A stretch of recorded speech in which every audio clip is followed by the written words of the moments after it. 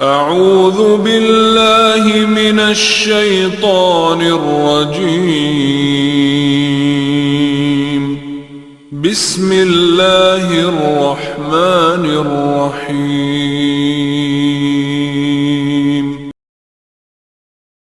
حضرت ابو ہریرہ رضی اللہ تعالیٰ عنہ سے ایک روایت منقول ہے بخاری شریف کی 2766 نمبر پہ۔ رسول اللہ صلی اللہ علیہ وسلم نے فرمایا اجتنبوا السبع الموبقات، اے میری امت کے لوگوں 7 ہلاک کرنے والے گناہوں سے بچ جاؤ۔ 7 ایسے گناہ ہیں جو انسان کی دنیا بھی برباد کر دیتے ہیں، آخرت بھی تباہ کر دیتے ہیں۔ اللہ کے نبی نے فرمایا اجتنبوا السبع الموبقات، یہ 7 ایسے گناہ ہیں جو انسان کا دین اور دنیا ہلاک کرنے والے گناہ ہیں، گناہوں سے بچ جاؤ۔ صحابہ کرام نے عرض کی یا رسول اللہ وما ہننا، اے اللہ کے نبی بتائیے وہ گناہ کون سے ہیں،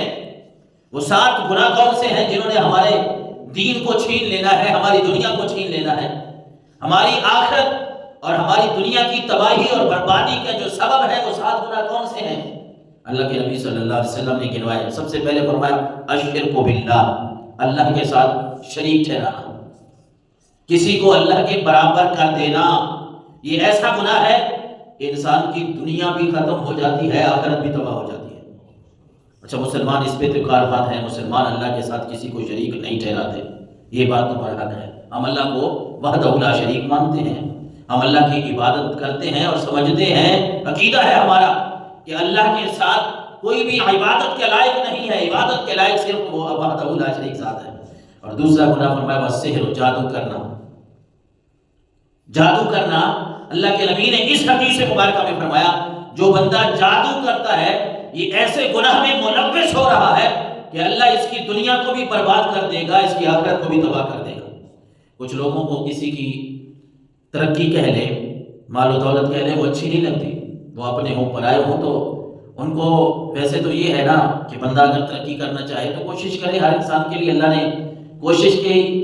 کے ساتھ ہی سب کچھ لکھا ہے، لیکن یہ ہے کہ تو کوئی ایسا جادو کر اس کے اوپر کہ یہ سارے کا سارا نظام اس کا درم برہم ہو جائے گا، فلاں مر جائے گا، فلاں کے ساتھ یہ ہو جائے گا۔ ارے یہ تو کر رہا ہے، لیکن اللہ کے نبی فرما رہے ہیں کہ تو ایسا کام کر رہا ہے، یہ جادو کرنا، تو ایسا کام کر رہا ہے اس سے تو تیری دنیا بھی تباہ ہو جائے گی، تیری آخرت بھی تباہ ہو جائے گی۔ تو ایسا کیوں نہیں کرتا؟ منع ہے۔ حسد تو ایک ایسی چیز ہے کہ انسان کی نیکیوں کو کھا جاتا ہے، بلکہ اگر کسی کو آپ دیکھیں کہ وہ اچھے مرتبے پہ جا رہا ہے، اللہ نے اس کو عزت سے نواز دیا ہے، اللہ نے اس کو مال و دولت سے نواز دیا ہے، وہ ایک نیک آدمی ہے، تو آپ کو وہ چیزیں چاہیے، تو اللہ نے فرمایا تم الحمدللہ پڑھو اپنے بھائی کے لیے، الحمدللہ پڑھو اور یہ عرض کرو، یہ دعا کرو، حسد نہ کرو، جلو نہیں، سڑو نہیں، بلکہ تم یہ دعا کرو کہ یا اللہ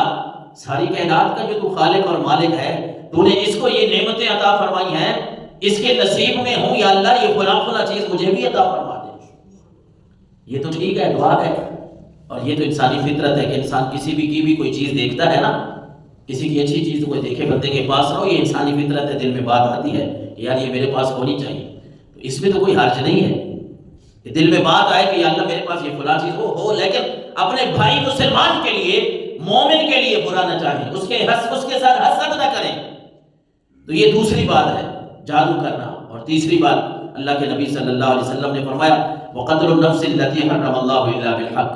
کسی کو ناحق قتل کرنا، کسی کو ناحق قتل کر دینا،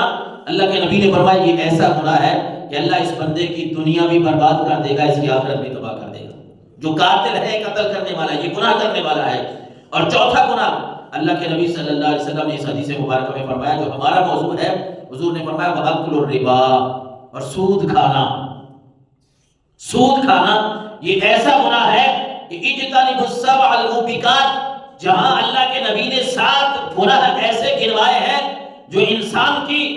آخرت اور دنیا کو تباہ کرنے والے ہیں۔ چوتھا گناہ اس روایت میں، اس حدیث میں حضور تاجدار کائنات صلی اللہ علیہ وسلم نے گنوایا، فرمایا کہ سود کھانا یہ ایسا گناہ ہے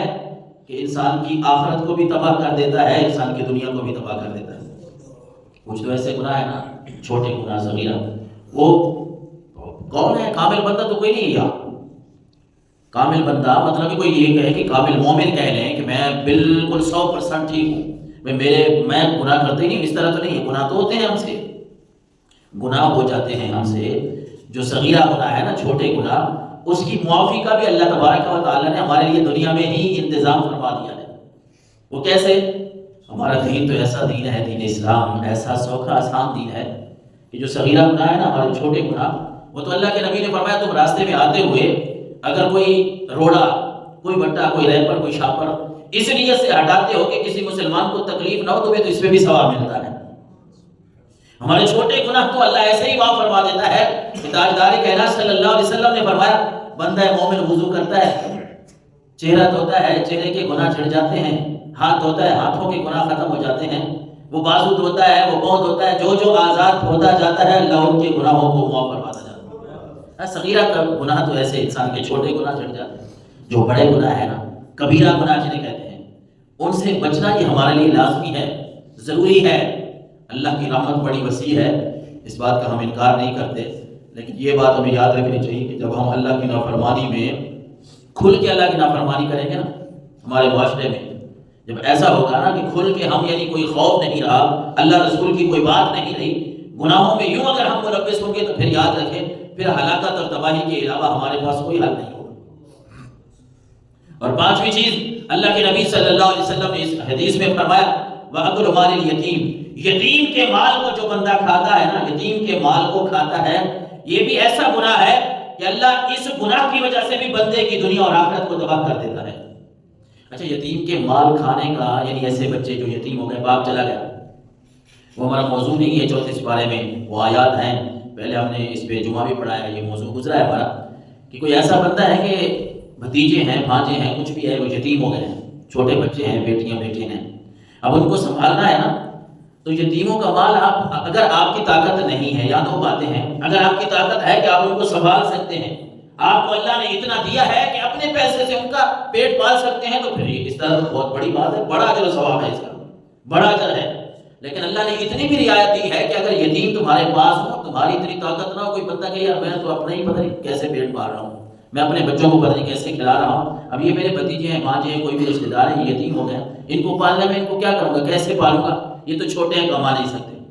اللہ نے اتنی رعایت دی ہے، ہمارے دین اسلام نے اتنی رعایت دی ہے کہ اگر ان کے پاس جو ان کا باپ چھوڑ کے گیا ہے نا، اس میں سے تم کو اچھے طریقے سے لینا چاہو تو لے سکتے ہو ان کا مال، مطلب کہ اپنے پیسوں کے ساتھ ان کے پیسے ملاؤ، حساب لگا لو،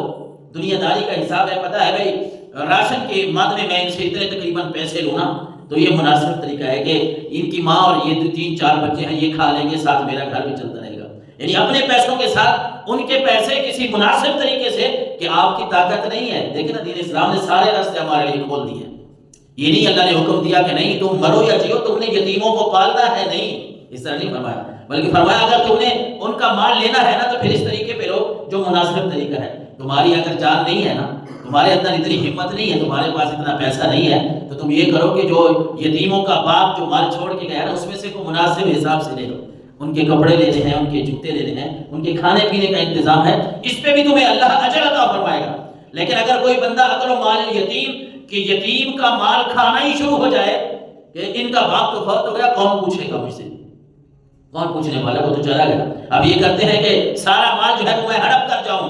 یہ سوچ کے اس کے مال کو کھانا شروع کر دینا۔ اللہ کے نبی نے فرمایا یہ یتیم کا مال کھانا اتنا بڑا گناہ ہے کہ تیری دنیا بھی برباد کر دے گا، تیری آخرت بھی برباد کر دے گا۔ اللہ اکبر۔ اور 6 نمبر پہ اس حدیث میں اللہ کے نبی نے فرمایا وَالتَّوَلِّ يَوْمَ الزَّحْفِ،